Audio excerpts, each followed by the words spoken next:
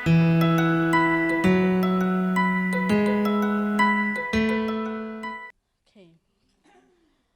Before I start on the talk,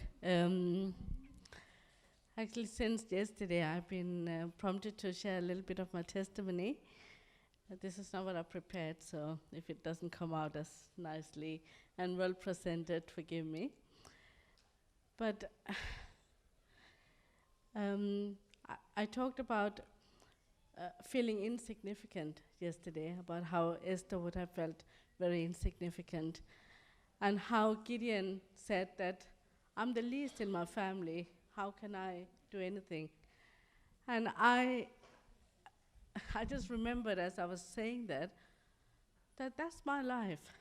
That's how I have been feeling all throughout my life, actually, because I'm the last in my family. We are out of four. I'm the last. My brother, sister, another brother, and me. We were Catholics, and I got saved when my whole family, we got saved at the same time, similar time, when I was 10. But from the moment I came to know about God, even though I was a little girl, it just felt so alive for me. God was so alive for me. He wasn't just someone that we were taught to pray to, or someone who would, give us gifts. He was my warrior. He would be. I used to read Psalms, and there is one psalm where it says, "Merhengalukku naduvaga aandavar vande engalai kaapattuvar." And I used to actually feel that God hurried up like a prince to save me.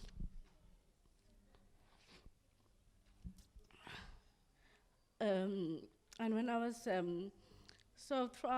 since I got saved, I got lots of prophecies that God would do, thank you, a lot of things in my life. But when you are young, you don't really see any of those prophecies happening. 10, 11, 12, 13 happen. And for every meeting, something, people would say, you're going to do this for God, you're going to do for that for God.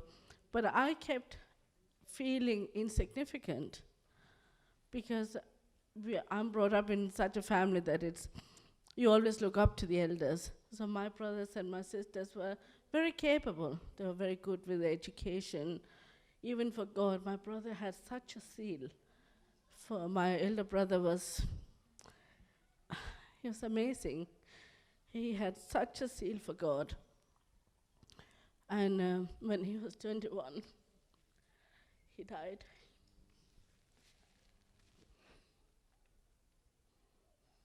Sorry. And when someone dies, straight away they become like heroes in your family. And like that, he is like a hero. My mom would say that if my son would have been alive, he would have shouted across actually, that's something he said, that he would climb up on the lamb streets and he would shout that Jesus is God. That's how zealous he was. And my sister was like that. And when you grow up in a family like that, you feel like, what can I do? I can't do anything. But God kept working inside of me, and I could feel a passion inside of me that God is going to do something. And after my brother died, I felt we kept it going. We were keeping ourselves strong because my mom was very devastated. She, for a long time, for more than a year, she couldn't say that God is good. She was just in that pain of, why God? Why has this happened? And so even though I was 16, I would never let go of my pain inside. But when there was no one around, I would always say, no, I'm not going to come shopping with you, because they would take like 3-4 hours when they went shopping. Like, no, I wouldn't come. And I would have these times of prayer at home, and I would just cry, Lord, help. help. It feels like a knife is sticking inside of me. And I don't know what to do with that pain. And I will shout and God would, I felt the comfort of God, but I didn't understand what was going on. I felt that He was there, but I couldn't get rid of this pain. And then I came to the UK, and I came for a Bible school, studied for a year, and throughout that year I felt very lonely. And so eventually I started working full-time in church, and that's how I got into counseling. I could use counseling to help the people in the church. That's the reason I went into counseling. But I didn't realize that that was a plan God for me.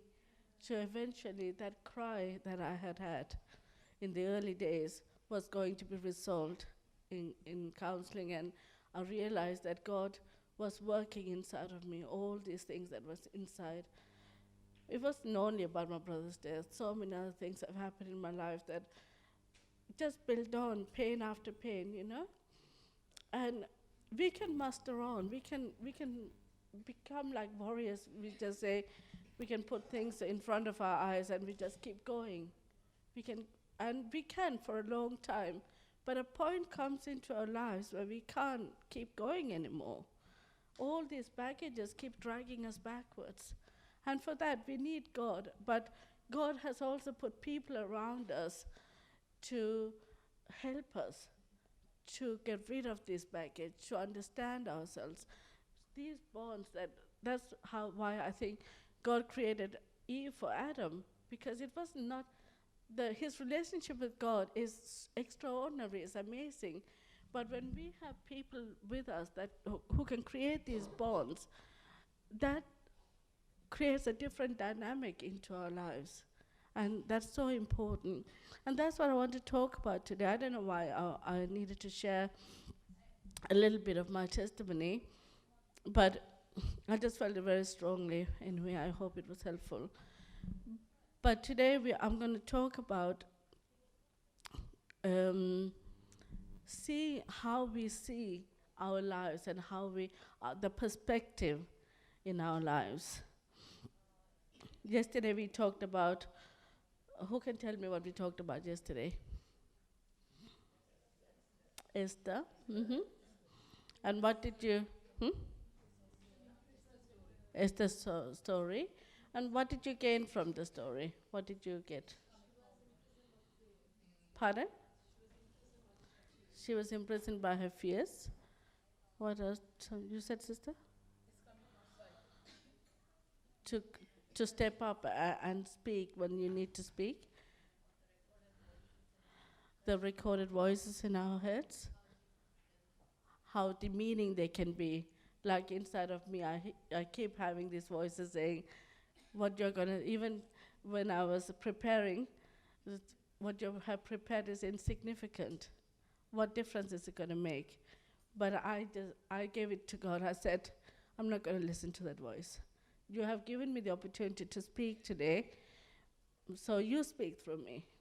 And you create the significance. And I realized that I am insignificant, but not in the way the devil tells me that I'm insignificant, but I'm insignificant because I know my God is significant, and He creates the significance in my life. So in myself, like Tusi, right?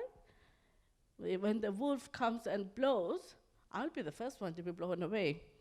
But when God is there, 1,000 wolves can come and blow at us. Nothing can shake us, right? So these voices inside of us can give us these feelings that we can't do anything, but we can fight against them, and we can expel them out of our lives.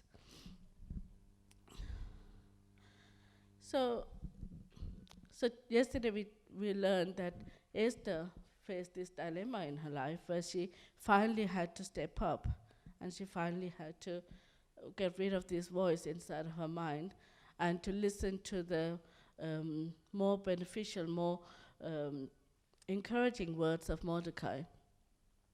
But dilemmas are not, no, it wasn't only just Esther who faced dilemma, right? We face dilemmas every day. As young women, we face dilemmas about parents, about teachers, about peers. We are put in quite pressurizing situations every day. And as married women, we might find dilemma about what do we do in these difficult situations where life doesn't seem to be easy. I mean, what do we do when our husband says something that makes us so hurt that we can't run to our parents, we can't run away from our husbands? What do we do? And is divorce the only solution? So we can be in that dilemma, and we can face dilemmas at workplaces, sexual harassment perhaps, or even just to make the right choices in terms of moral and ethics, say doing the right thing, even that if it means no promotion, doing the right thing. I think Auntie said when she worked, because she was wearing sari, they came and told you, isn't it, why do you have to wear sari? You can't. But Auntie stood for what she believed in. So we can face all kind of dilemmas. And sometimes if you're a young woman, you might find a dilemma about which man to say yes to. 5, 6 young men coming and saying, you're beautiful and I love you. You're the one God showed me. If all of them, if God has showed you to all 6 of them, who do you choose? That can be quite a big dilemma when you are in that moment. But there were also other people in the Bible who underwent quite a lot of dilemmas. Joseph underwent the dilemma about whether to forgive his brothers or to take revenge on him. Moses underwent the dilemma of whether to stand up for his people or to remain the prince of Egypt. Ruth underwent the dilemma of whether to stay in the land that she had always known or whether to go with her mother-in-law to a country which she had only heard about. David underwent the dilemma of whether to kill Saul and become king straight away. He could have. He had lots of chances, didn't he? But he didn't grab them. He waited for God to hand over the kingdom to him at the right time. So I can continue. Lots and lots of people underwent lots of different dilemmas. Yesterday, Auntie Cornelius talked about, she said when she mentioned Jesus' mother Mary, that when she went to the temple with her little boy, and she was told that her son was going to be pierced at the side one day. Can you just imagine, she said. And when we read the Bible, do we read with that, under that imagination, that this is not just a fiction that we are reading? Sometimes when we read Sunday school stories, when we're in Sunday school, the stories are presented to us as stories. A hero that comes, this happens, a miracle happens, and it can seem a little bit like fiction. But as we grow older, as we mature, as we grow up, we know that this is not fiction. This is an actual woman who, when she was 13, 14 perhaps, was told by God that she was going to become pregnant, and she had this baby, and she takes him to the temple, and she's being told that he's going to be killed one day. How will you feel as a mom? Can you imagine? So even when the dilemmas I was talking to you about before, it sounds easy, doesn't it? But if your mother-in-law is horrible to you, but you have a time comes where you have to decide whether to stand by her side or to do whatever you want to do, what will you choose? Are you going to choose the mother-in-law? Or are you going to choose, yes, my husband is dead, I don't have to deal with her anymore, goodbye? Are you going to say it like that? It's not easy, is it? Joseph had this, he had 22 years of perhaps brooding about what his brothers has done for him with him. He done nothing wrong. He was just loved by his dad. He was special. But his brothers they couldn't take it. So they were jealous of him and they almost killed him. But thanks to Reuben, he was kept alive. But it was God's hand, of course. But the only thing Joseph knew at that time was that his brothers were almost going to kill him. And thanks to his elder brother, he was kept alive. But he was sold to people who didn't know him. Just imagine selling off your brother. Where will he be?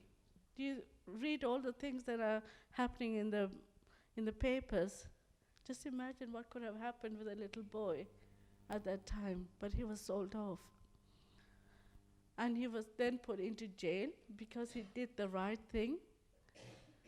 I can just imagine how much pain there would have been in Joseph's life. And then eventually one day God brings him to the top, near Pharaoh, and he's really doing well. And then he sees this brother. Excellent opportunity to take that knife into their lives. Right? What better opportunity do you get? But God has been working in Joseph, and it was amazing that he forgave them. He played a little bit of a game with them, but he's entitled, right? After all that he's been through, he just played that little game, but that's it. He forgave them.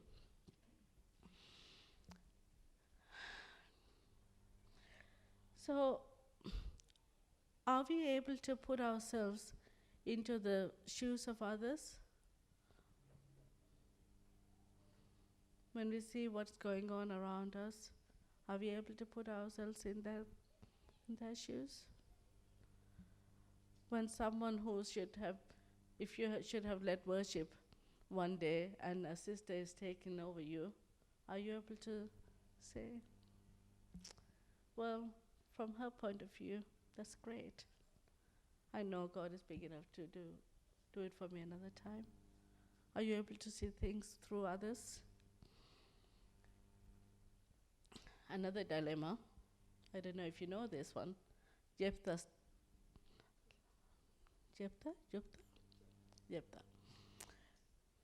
How many of you know this one? What a situation, huh? Can you imagine yourself? So, can someone read Judges chapter 11, verse 29 to 32?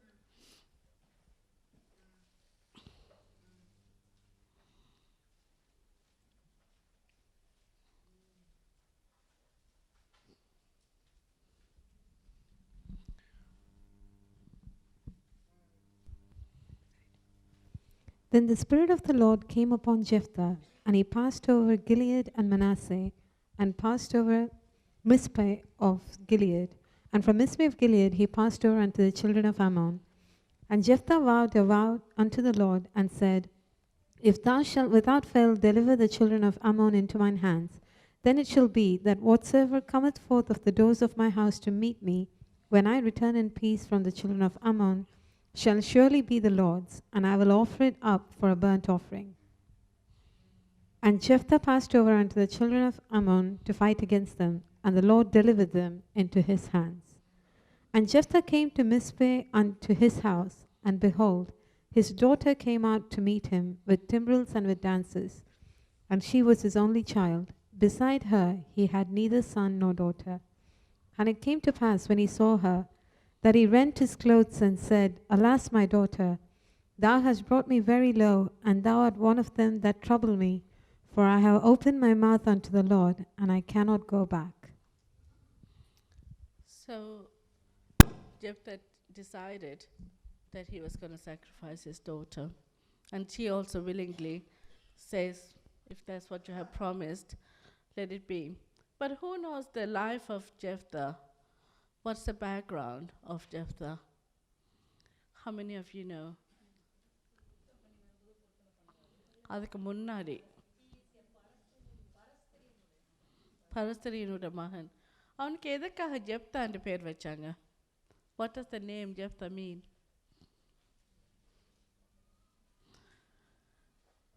It means worry or something, or devastation or something like that. His mother gave birth to him in a difficult situation, and so she gave him this very negative name, the devastation or worry or something like that. So he is not only just a negative voice in his mind, but it was a negative, it's like he was born out of darkness. And that's what, so a child that was told that it's not only insignificant, it's no good, the whole meaning of his life is devastation, is darkness, is no good. So he goes to this war, God chooses him, the Almighty God chooses him to do something great, and he wins the war. Where no one else could win the war, he wins the war. Can you imagine the happiness in this man? He wanted to do whatever he could do for this Lord. He says, whatever comes in front of me, maybe it's a silly prayer. Maybe it's silly. For you and me, it might seem silly. But for him, where he was taught of being nothing, God has raised him to become the warrior that everyone could depend on. That must have meant the world for him. Can you imagine? It's like Cinderella, you're just good for washing those dishes and living in those ashes. But then someone said, no, you're better than that. You can be the princess. How amazing. So for Jephthah, promising such a tricky, critical promise was not a big deal for him, because he could probably have sacrificed his own life if he could. So when he was faced with that dilemma, he said, no, I'm going to do this. But I believe maybe if Jephthah had gone back to God and said, God, what do I do now? God would probably have said, take that goat instead. You'll be all right. But it didn't even occur to Jephthah, and it's that dedication, isn't it? But like that, we can face lots of dilemmas. But I don't think any dilemma that we face in our life is in the near vicinity of what Jephthah went through. But whether or not our dilemmas are big or small, what we experience is what we experience, right? தமிழ்ல சொல்லுவாங்கல்ல தலையடியும் காய்ச்சலும் அவனுக்கு வந்தா தான் தெரியுமாண்டு.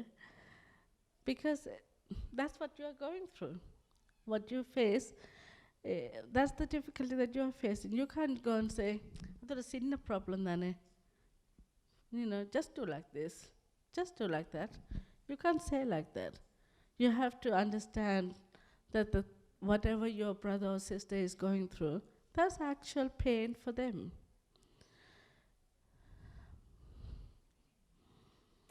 That feeling of being stuck in a place where you don't know what to do, what's the next step I should be taking. When you see your child coming home drunk maybe, when they're 17, 18-year-old, and they're not choosing the path of God, what do? You can't smack them. But even if you smack them, is it going to solve any problems? What do? What's the right thing to do? When your daughter comes home and says that she's fallen in love with someone who's not a Christian, what do? And when you go and tell that to someone, and they say, என்ன sister பேசாமல் அவங்க செல்லங்க அனுப்பி விடுங்களே, இல்லைண்டா நல்ல ஒரு அடி போட்டிங்கன்னா sister எல்லாம் சரியாக வந்துடும். People just talking over you as if your feelings doesn't matter. And in the church we experience that a lot, don't we? That people don't understand what we are going through. And it breaks my heart when people in church come and tell me, I can't talk to the people in the church because I can't trust them. And that's so painful, because that's the place we should be able to go and shed our hearts. You know, the way David just ran words after words about, I'm feeling this, I'm feeling that. He said that. He felt that and he said that. He didn't care about being judged. Can we go and tell someone? Can you go and tell a sister in the church, this is how I'm feeling. I don't feel like reading the Bible anymore. I don't feel like praying anymore. I feel scared when I go to God. I have sinned. I've sinned like this, sister. Can you pray for me? Not in the same way as Auntie was saying yesterday, oh, I just want to share this with you so that you can pray about someone else. Not like that. But can we be honest in our society, in our community? This is the place of safety that God has given. Church is the place of safety. Can we start changing what church has become these days? Church has become a place that we come together on a Sunday, finish worshiping, and then we walk off as fast as we can. So because we can't be ourselves in the church. Because church is the place where you're told, you can't do this. இந்த உடுப்பையும் போட்டு வந்தீங்க, இந்த சட்டையும் போட்டீங்க, இப்படியெல்லாம் பேச மாட்டாங்களே, இவங்க ஏன் இப்படி பேசுகிறாங்க, சர்ச்சுக்குள்ளே இருந்துட்டு இப்படி பேசுகிறாங்க. Dear sisters, church is the place where people sin. That's because sinners come inside the church and they're going to behave the way they're going to behave. But it's the love inside of you that's going to make them feel like, I want to be like her. I'm going to be like that sister. என்ன சொன்னாலும் அணைச்சிக்கிறாங்கப்பா. என்ன சொன்னாலும் அவங்க சிரிப்பு மாறவே மாட்டேன்னுது. I need to be like her. Can we be like that? So let's take this opportunity to change the dilemma that people feel in the church, to uplift it and to make it the place of safety, a safety heaven.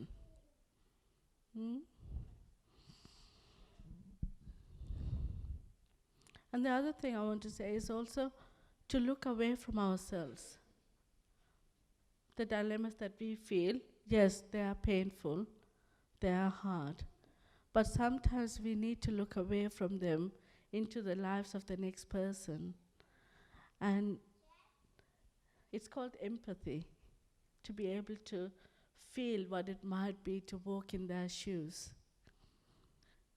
And sometimes it's important that instead of it's all being about me, it's also about, we tell our children that, when they're all about, அம்மா நீங்கள் அது செய்யலை, அம்மா நீங்கள் இது செய்யலை, எனக்கு ஸ்கூலுக்கு லேட் ஆகிட்டு, எனக்கு அதுக்கு லேட் ஆகிட்டு, நீங்கள் ஏன் இது செய்யலை, அது செய்யலை.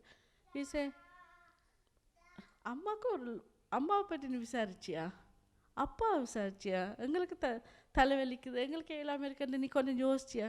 We say that to children, don't we? Because we want them to have a view outside of themselves, to recognize that to maintain relationships, sometimes it's about us, sometimes it's about the next person. But actually sometimes we behave like children in the church. We want everything to be about us. We want, அந்த sister எனக்கு வந்து கைக்கு தரையில, அந்த brother எனக்கு hello சொல்லல, நீங்கள் போய் விசாரிச்சிங்களா, ஏன் அவங்களோட முகம் வாடி போயிருக்கு. மேபி நீங்கள் நேராக இப்போ கேட்க முடியாது, ஏன் சிஸ்டர் வாடி போயிருக்கிறீங்க, ஏன் மெலிஞ்சிருக்கீங்க, மேபி நேராக கேட்க முடியாது. But you can go and give them a hug, or you can pray for them. Does your life shout out who God is for you? So we talked about before the break that it's okay to be frustrated, that it's okay to be sad, that we can be ourselves, isn't it?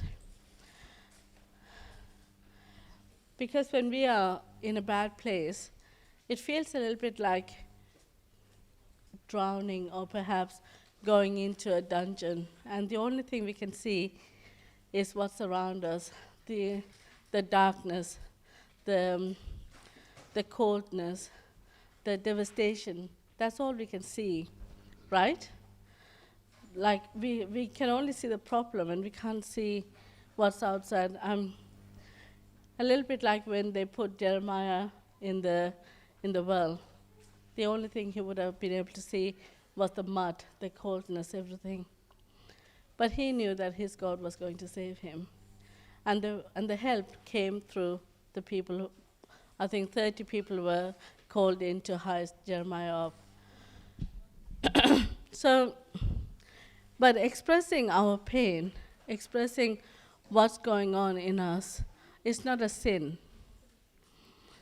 It's not a sin to say, I'm feeling devastated, I feel like I can't get through it. It's not a sin to say, I can't feel God. Because it doesn't mean that God is not there. He is there.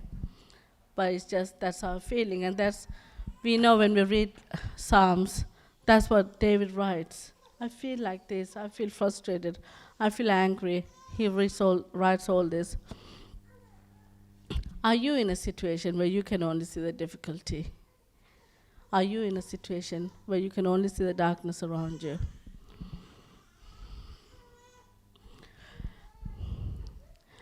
But although that's the situation that we might find ourselves in, God is there. And when Shadrach, Meshach, and Abednego were thrown into the furnace, I don't know what they would have thought when they were thrown in there, but they say, even if God doesn't save us, we will stand for God. That's what they said. But when they were thrown in there was a fourth person in the furnace with them. And that was Jesus. He was there.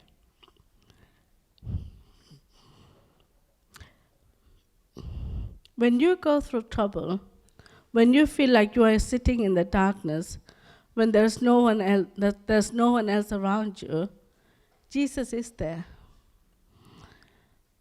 He's walking right with you. When King Saul,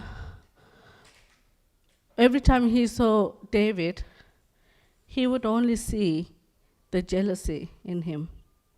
He's the one who's come to take my place. That's the only thing he could see. But every time David saw King Saul, what he saw was the anointed one of God.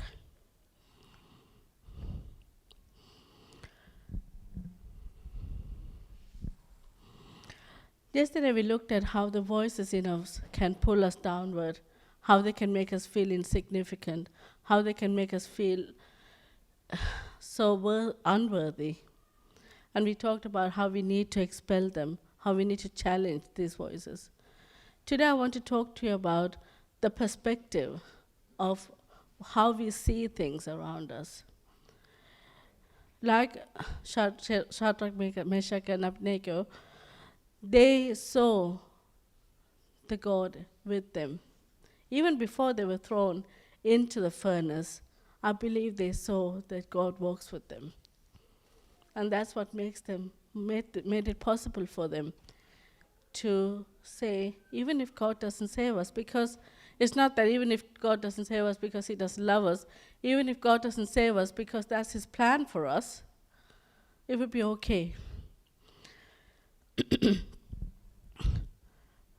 So sometimes when we hear things that our husband might say to us, maybe they will be uncaring.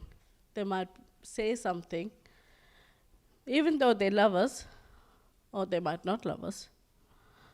They might say things, you know.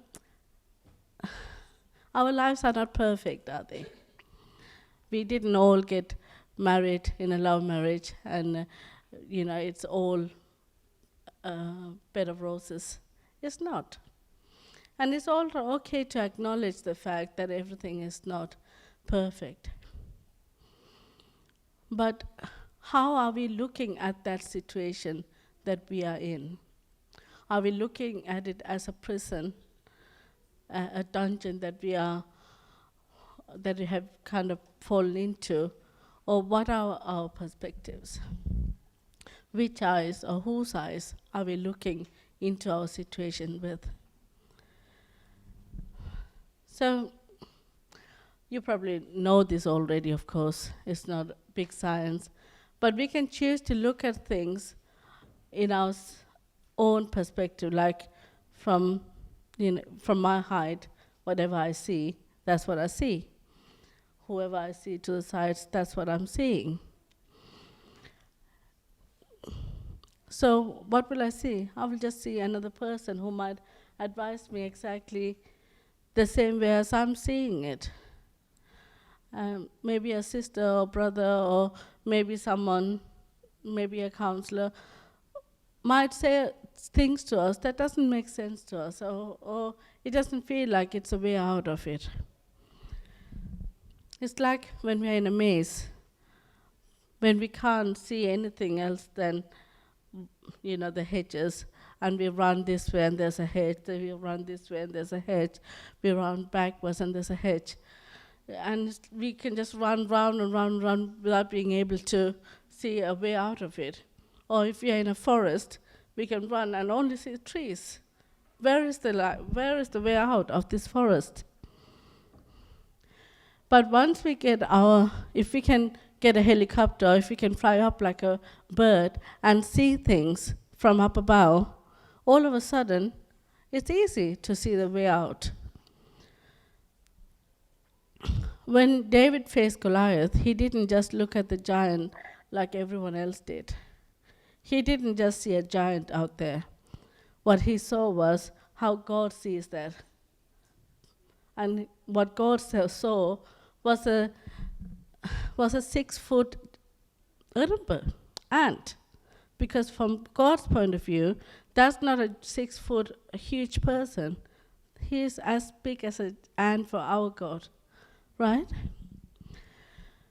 When David looked at that situation, he remembered all the other things that God has done in his life.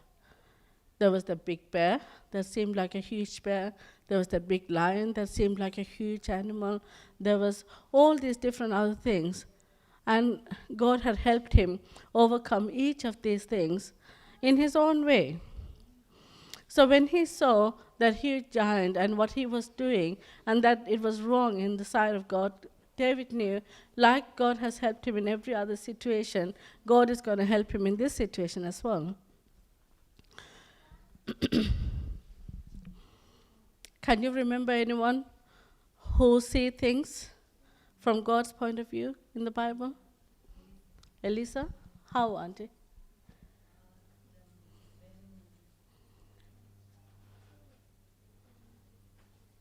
When the army came?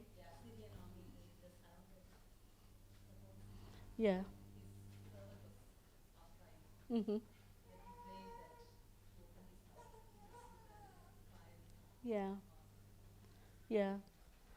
That was such a powerful vision, isn't it? Because Eliza saw all the army of God being there fighting for him. So that's a very visual. Anyone else?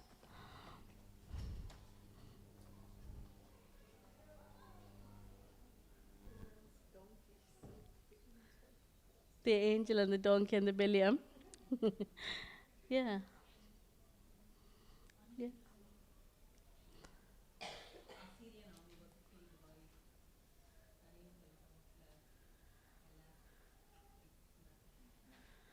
Assyrian army was fought by the. Don't remember that. Oh, well, I don't remember it. Mm-hmm.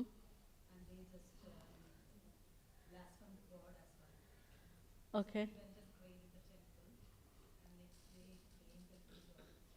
Oh, yes. What was the king's name? Ezekiel. Yeah.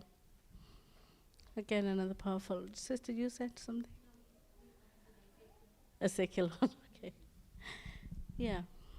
So we know, right? All these places in the Bible where God opened up people's eyes and they saw who God was, who is by them, who is standing by them.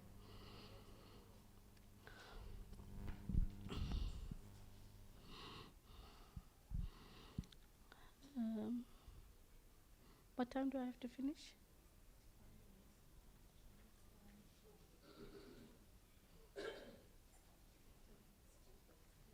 10 minutes too? Okay. Yeah, I can finish soon. Let me just. So, what I want to encourage.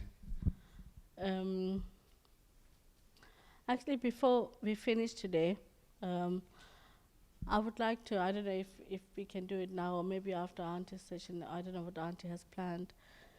But I felt as I was talking in the at lunchtime as well, I felt very much that God wants to equip people. He wants to build up people. And I think there are lots of desires for wanting to serve God as well. So as much as I feel insignificant and God is able to make me stand here, God is able to put each and every one of us in the platforms where we belong. We are not all supposed to do the same things, but we are supposed to do something for God. And when Aunt was preaching this morning, I just felt this fire inside of me, just yearning to do something for God. And God is, I believe, pushing all of us and pulling all of us to, He's searching all over, and it's the word from Ezekiel, isn't it? That God is searching everywhere. Who will go for Him? And I think today it would be really good to pray for people. So I don't know when we will have time for that.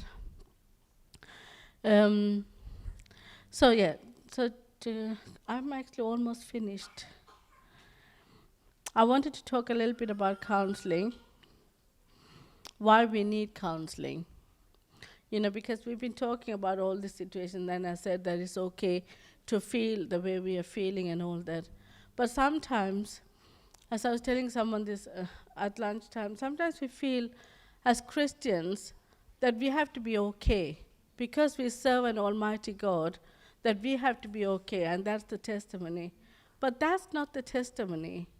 The testimony is not that we have no problems. The testimony is how we walk through those problems. That we have God standing next to us and that we can take His hand and we can walk through there. Like Shadrach, Meshach, and Abednego, that they can say that, okay, throw us in the fire. And then they come out of it. Like Daniel, he was thrown into the lion's den and he came out of it. That every time that we might feel that we are going to perish, that this is going to be the end of us, that it's not been the end of us. God's been there and He's walked us through it. So that's the testimony. But when God wants us to use the relationships that we have to become okay. And counseling is one of God's attributes. And He uses people, certain people, like God has called us all to be evangelizers, but not everyone is a great and gifted evangelizer. Some people it's just natural, like Billy Graham. He just have to say something and, I don't know, thousands of people come and say, can I become a Christian? Can I become a Christian? And I can walk around telling 1,000 people, please become a Christian, and they won't. But we all have our talents. But we are all supposed to be counselors. But certain people have the gift of being good counselors. So we need to build on those relationships. God didn't say it's okay enough for Adam to just have a relationship with Him. He found it good for Adam to have a relationship. So like that, like I talked earlier on, that we need to use people in the church to talk, to be counseled. But sometimes when we feel that certain issues are too deep for us, deep for maybe certain people to handle within the church, outside the church, maybe we need to go and see a counselor. And I know that there can be a lot of stigma around seeing a counselor, that why there's nothing wrong with my head. It's not like that. It's not because there's something wrong with our brains. So it's not like that. When we have a broken leg, we go and see a doctor. When our hearts are broken, we go and see a counselor. There's nothing more to that.